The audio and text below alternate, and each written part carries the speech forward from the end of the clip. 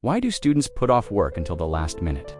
Procrastination might look like laziness, but psychology tells a very different story. Researchers define procrastination as the voluntary delay of important tasks, even when we know it will hurt us later.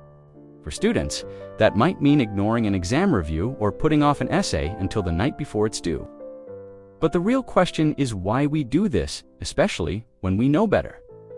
The answer lies in how our brains handle emotion.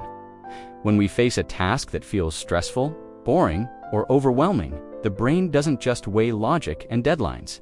Instead, it leans toward short-term emotional relief.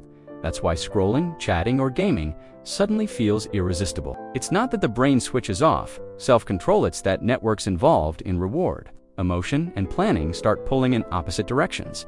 In that tug-of-war, comfort in the present often wins out over success in the future. Psychologists also point out that procrastination isn't just about the task itself. It's tied to identity, fear, and culture. Some students delay because of perfectionism. If the work can't be flawless, it feels safer not to start.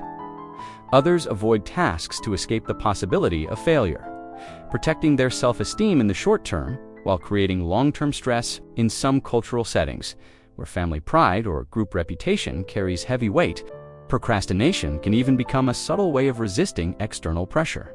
The cycle is vicious. Delay brings relief. Relief turns into guilt. Guilt fuels anxiety, which makes the task feel even more threatening. Researchers call this self-regulation failure, a feedback loop that traps students in avoidance. Over time, chronic procrastination has been linked to poorer academic performance, higher stress, and even health problems as stress hormones build up. Here's the key insight. Procrastination isn't a time management issue, it's an emotion management issue. Students aren't avoiding the work itself, they're avoiding the uncomfortable emotions the work stirs up: fear, boredom, self-doubt. So the next time you see a student putting off their studies, remember, it's not just bad discipline, it's the mind wrestling with itself, caught between the comfort of now and the promise of tomorrow. Procrastination isn't a shadow outside of us, it's the shadow within.